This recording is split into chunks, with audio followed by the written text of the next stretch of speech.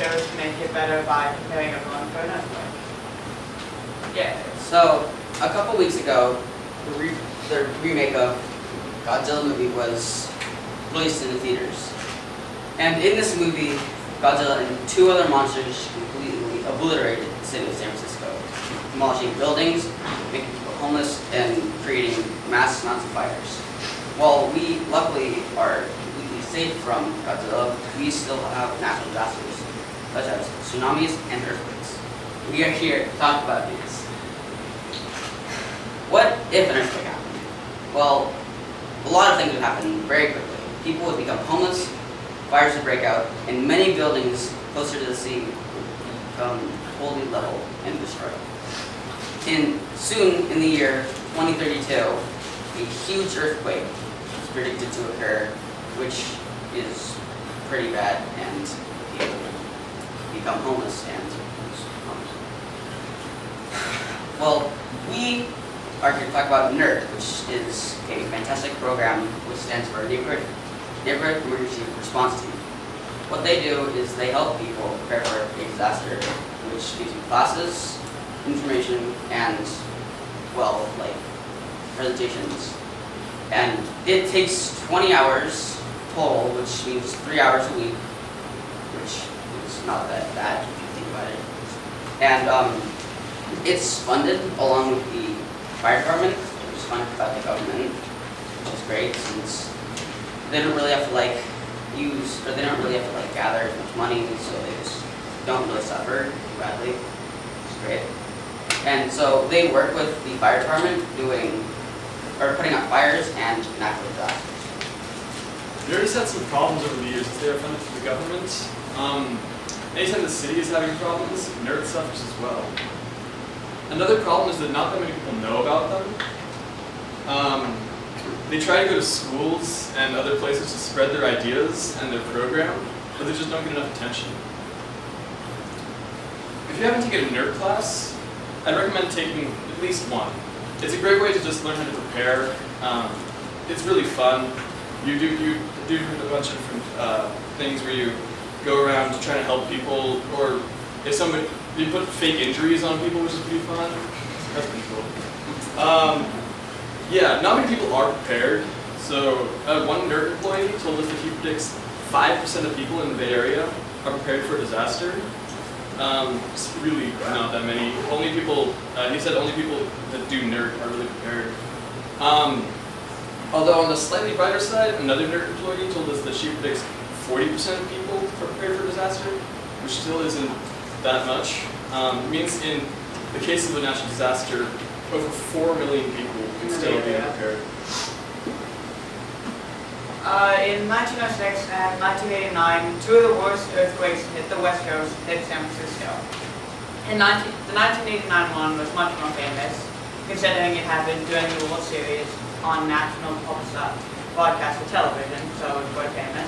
But and it had on the Richter scale, it was a 6.9, so a pretty bad earthquake. But in 1906, another earthquake occurred, which was a 7.9 on the Richter scale, and barely 1 scale less than the earthquake in Japan, which was an 8.9. And remember, the earthquake in Japan caused a tsunami. It was that bad. Luckily, not a lot. Neither of these quakes were as strong as the one in Japan, but the predicted one that's supposed to occur before 2032 will likely be as bad as these, if not worse. In 1989, the earthquake killed hundreds of people and wounded thousands. It destroyed over 50 buildings and over 100 were deemed too dangerous to live in. In the marina, a gas line ruptured and started several fires in the marina. We are very lucky the marina did not collapse as it is built on a landfill, completely built out of trash. Yes, I'm serious.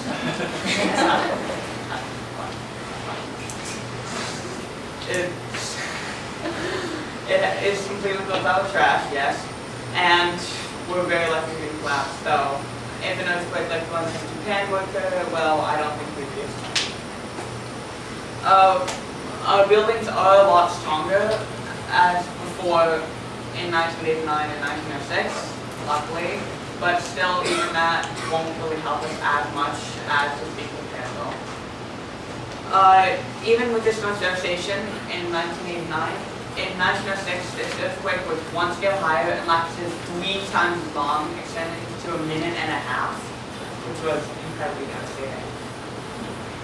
First things, or one great thing that would be one vital thing to do for preparing is finding a meeting place with your family. If the phone lines are down and you have walkie-talkies, or you don't have any walkie-talkies, like having a place to meet up with your family, like at the park or just outside anywhere, is one of the best things you can also do. Also, if your neighbors have an area, that's great. Even if they don't, you should help them out. But one of the other things you should do is find a place for work. Like some smaller businesses do not, which is pretty bad. But bigger corporations do, since it's required by law. So with the smaller corporations, you should meet with the manager or the leader and talk with them about how they compare and see what their policy is, which is great. And the aftermath is terrible.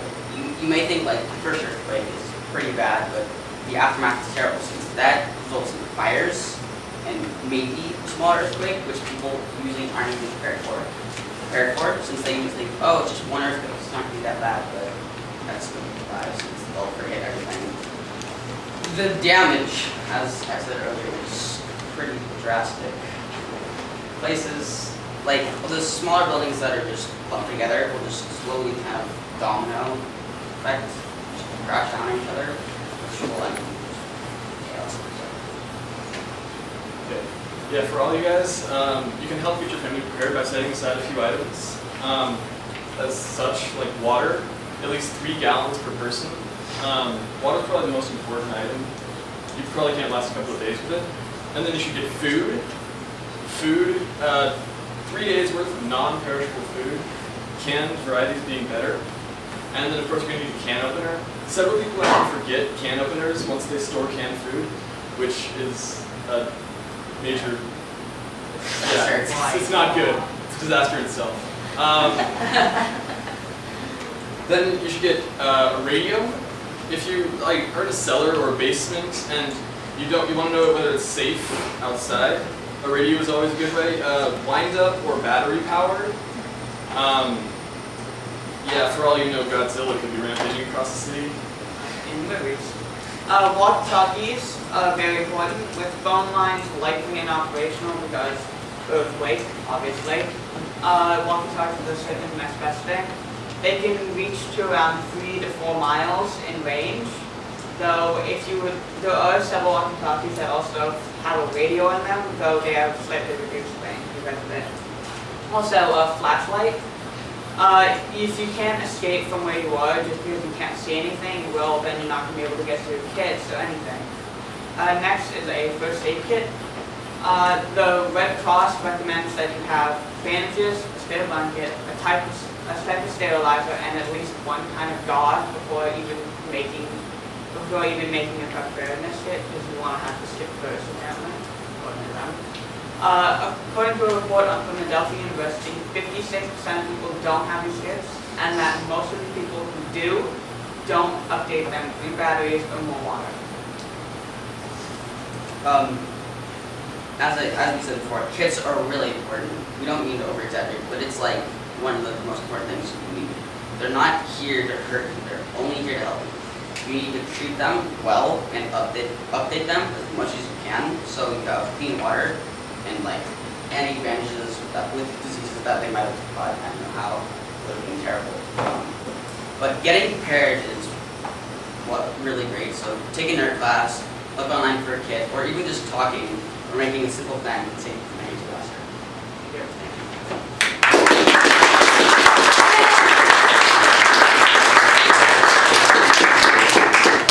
Thank you guys. So at this point, before these guys leave the stage, if any of the audience has questions, we have a few minutes for questions. So if you want to raise your hands and the presenters will call on you. They don't really have a base. Well, they do. It's kind of closer, just a mission. I can't remember the exact address, but I believe it's Station 6. Folsom and 19. Folsom and 19. Thank you. wholesome. Yeah. What would you say are like the three most important items? Because you mentioned that basically having like your radio and flashlight and first aid are really important. Do you think there are things like having that very neat? I'd say If you have to choose, they're all really important, but if you have to choose the top three, that would probably be food, water, and Probably first aid. first aid kit, yeah. You could probably substitute food for radio, considering that you can last quite a while without food, though not without any consequences. Isn't? Have you guys ever taken it to the class? I have, Alex. and it's been super fun since I thought it was going to be terrible. So I was like, oh, I have so much stuff to do, but it's actually really fun. So, yeah. Just for solve that question. Yeah, how often should you look at your kit and the water and consider changing it? Changing batteries is not very often because they usually last around a year. But for water, definitely around maybe 3 years, once every 3 years. No, not once every 3 years. It sounds like it. No, for water, Duncan. Like there's some controversy on this one. I'd say like once a month. Yeah, it's Let's bring it down. Guys, I know how the fault line goes through San Francisco. So what part of San Francisco, if the earthquake were to happen, what part of San Francisco would get hit the worst? Probably. Chinatown and the Marina. Since they're Why is that exactly? What is it? Because considering the marina is literally built on trash, that's just gonna collapse. Yeah. And Chinatown's pretty much on the whole. Well, Chinatown also doesn't have super strict buildings. Yeah. A couple more That's questions. all. Is the school a good gathering place? Is it earthquake safe? Probably not. Not in inside. school, If you were near the school, Across the you probably street. want to go to Alcatraz. Yeah. Considering the fact that half this building is under construction, no. But under normal conditions. Yeah, under normal conditions. No, definitely not. Don't go here. Don't. Yeah, don't go here for a place. Don't go here anyway. In case of- Leave while you still can. All right, one more question. Perfect. Maybe from our guest here. Like, is there a difference between like bedrock and regular cement? Yes. Bedrock's a lot. Bedrock is The earthquakes. cement is human created and completely man-made, and a lot more something than bedrock, which is basically the founding point of all of our structures.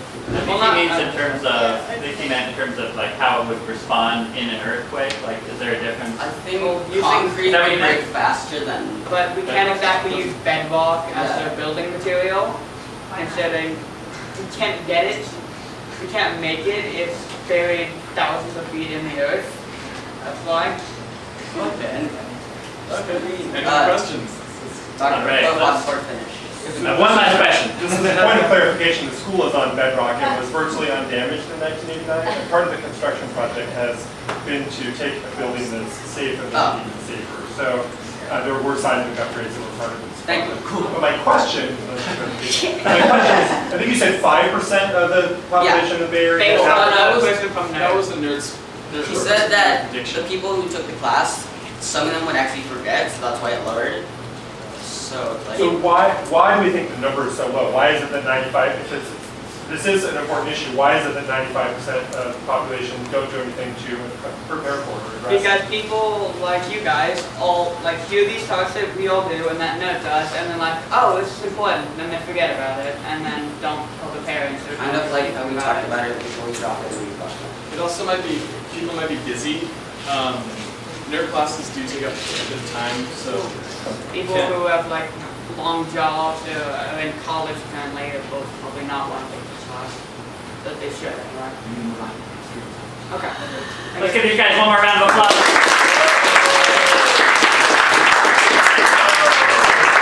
You guys plugged in. They already. Oh yeah.